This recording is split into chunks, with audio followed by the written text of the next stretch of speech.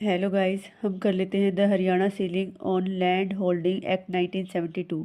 Introduction की बात कर लेते हैं। The Haryana ceiling on land holding act 1972 was a land reform measure enacted to set a limit on the amount of land an individual or family could own in the state of Haryana.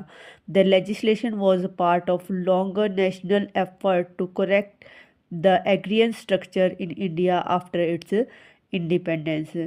यानी after independence एग्रियन structure को correct करना main इसका लाने का purpose था। Objective की बात करें, the main objective of the act were to promote equitable land distribution and foster rural socio-economic upliftment. Its specific goal induced ensuring equitable and distribution, preventing land concentration, redistribution surplus land, enhancing agriculture productivity, supporting agrarian reform. The Haryana Ceiling on Land Holding Act 1972 was a landmark piece of legislation passed to address deep rooted agrarian inequality in the state. The act followed a national agenda for land reform and was designed to redistribute land from large landowner to landless and marginalized group. तो ये main मकसद क्या था, जिनके पास बहुत सारी ज़मीन है उनसे लेकर जिनके पास ज़मीनें नहीं हैं उनको देना। स्ट्रक्चर की बात करें तो ये इनेक्टमेंट डेट इसकी 22 दिसंबर 1972 है। इन्फोर्समेंट डेट 22 दिसंबर 1972। एक्ट नंबर ये 26 था। अमेंडमेंट इसमें काफ़ी सारे हुए, 72, 76, 78, 80, 83, 2011 में। चैप्टर इसमें टोटल 3 हैं, सेक्शन टोटल 33 हैं। प्रीमिलरी में आपका क्या है, short title and extend. Chapter 1 में आपके 6 सेक्शन है, जिसमें आपका फर्स्ट है प्रीमिलरी। सेक्शन फर्स्ट कहता है short title and extend. Section second आपको determination of the giving effect certain directive principle definition. उसके बाद सेक्शन 3 में है। सेक्शन 4 परमिसेबल एरिया बताता है। सेक्शन 5 बताता है act not apply to certain lands. Section 5A बताता है exception of land belonging to the religion और चैरिटेबल इंस्टीट्यूशन। सेक्शन 6 बताता है act override other law, decree या ऑर्डर एटसेट्रा। तो ये सब आपका बताते हैं आपका चैप्टर 1 में। हम 1 बाय 1 सेक्शन वाइज कर लेते हैं यहाँ पे। सेक्शन 1 जो कि शॉर्ट टाइटल बताता है, तो Haryana ceiling on land holding act. Haryana ceiling on land holding act 1972 ये इसका शॉर्ट टाइटल है। एक्सटेंड ये है all over the state Haryana के अंदर। सेक्शन 2 जो है हमारा वो declaration as to giving effect to certain directive principle. The province explicitly state that the act was created to implement the policy of the state aimed to securing the principle laid down in clause B and C of article 39 of the constitution of India. तो जो constitution का जो अपना article है आपका 39 का B और C, तो उसके प्रिंसिपल को ले डाउन करते हुए इसको लेके आया गया। The constitutional content, to understand the purpose of section 2, it's essential to look at the directive principle of state policy under article 39 of India constitution, which serve as fundamental guideline for the government. Section Act Article 39B, the state shall direct its policy towards ensuring that the ownership and control of the material resources of the community are so distributed as best to subserve the common good. Section 39C कहता है, the state shall ensure that the operation of the economic system does not result in the concentration of wealth and means of production to the common determined.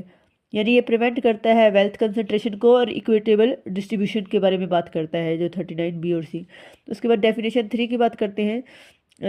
Section 3 जो कि definition बताता है उसकी बात कर लेते हैं। यहाँ पे एडल्ट की डेफिनेशन है, anyone who is not a minor or in other word 18 year of age or older.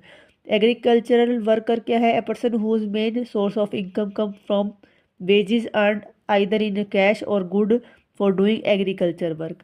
Family की बात करें तो a group consisting of a husband wife and their minor children, इसको हम फैमिली बोलेंगे, ठीक है। लैंड ओनर की बात करें तो simply means the legal owner of the land, ठीक है। माइनर कौन है? Anyone under the age of 18।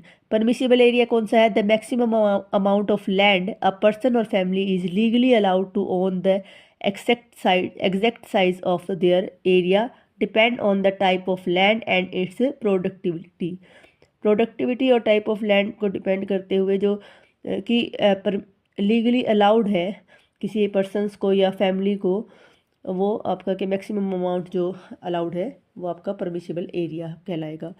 Separate unit क्या है? An adult son who lives with the parents his parents or one of them if the son has died there also include their widow and children. Surplus area क्या है? Any land owned by a person or family that it's over the above the permissible area, जो permissible area था जो allowed था legally उससे जो over है वो तो वो हमारा क्या कहलाएगा? Surplus area. This is the land that can be acquired by the government for redistribution, ये वो लैंड है जो कि एक्वायर कर ली जाती है गवर्नमेंट के द्वारा रीडिस्ट्रीब्यूशन के लिए। टीनेंट की डेफिनेशन है a person who hold land that belong to another person and is responsible for paying rent for it, जो कि किसी और से बिलोंग करती है लेकिन ये पर्सन क्या है? रिस्पॉन्सिबल है रेंट पे करने के लिए, तो उसको क्या बोलेंगे? टीनेंट। परमिशिबल एरिया की बात करें तो permissible area on the maximum amount of land a person or a family can legally hold. The act specifically different limit based on the type of land and the size of the family. Any land held in excess of this limit is deemed surplus area and can be acquired by the state government. Permissible area for a primary family unit, for a primary unit of a family defined as husband, wife and up to 3 minor children. The permissible area is as follows. क्या होएगा वो permissible area? Land with assumed irrigation 7.25 hectare, land without assumed irrigation 10.9 hectare और other land like barren जो है वो 21.8 hectare.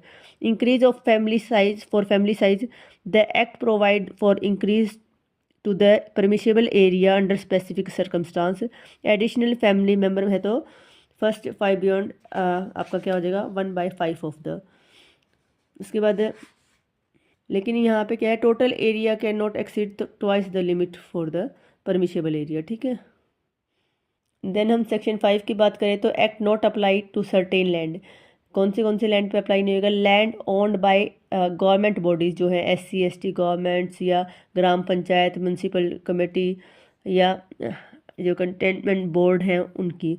Land belong to institution है जैसे HU KU national diary जो है, हरियाणा विधान हरियाणा भूदान योजना बोर्ड जो भी हैं ये इनसे जो बिलोंग करते हैं, जो आपके लैंड बिलोंग इंस्टीट्यूशंस हैं उनको वो उन पे अप्लाई नहीं होगा। Land hold by registered corporation या कॉरपोरेटिव बैंक जो है, land acquired for or converted to a non agriculture under specific condition is also excluded. तो ये आपके कौन से थे? Land owned by government body, land belong to institute, land hold by register या corporative society, land acquired for a or converted to a non agriculture, ठीक है। तो ये आपके यहाँ पे अप्लाई नहीं होएगा। उसके बाद सेक्शन 5A की बात करें तो exceptions of land belonging to religious and charitable institute, तो आपके रिलीजियस इंस्टीट्यूशन जो है डेडिकेटेड टू रिलीजियस पर्पस या चैरिटेबल इंस्टीट्यूट जो है चैरिटेबल पर्पस के लिए है, तो ये एक्सेप्शन है इसे लैंड से। सेक्शन C की बात करें तो act of override other decree order, तो ये ओवरराइड करेगा, ठीक है। उसके बाद हम सीलिंग ऑफ लैंड समझ लेते हैं। Means maximum size of land holding and individual family can own land above and over the ceiling limit is called surplus area. Purpose of land ceiling are to minimize the inequality of income, status, facility and opportunity, to ensure that the operation of economic system do not result in concentration of wealth, to give right to adequate means of livelihood for all citizens। Section 7 जो ceiling of land के बारे में बताता है, ये क्या कहता है? Notwithstanding anything to contrary content in any law, custom, uses or agreement, no person shall entitled to hold whether as land owner, tenant और mortgage with possession। यानी जो लिमिट दे रखी है सीलिंग लिमिट, उससे ज़्यादा poses नहीं करेगा, चाहे वो कुछ कस्टम में हो चाहे कुछ भी हो, यूजेस में हो। ये आपका सेक्शन 7 बताता है कि जो लिमिट दे रखी है उतनी ही लिमिट होएगी। वो सब उसका देखा जाएगा, वो टेनेंट है एज ए मोर्टेज उसने कितना पोजेस कर रखा है। आई होप आप सबको समझ आया होगा। Please like share and subscribe.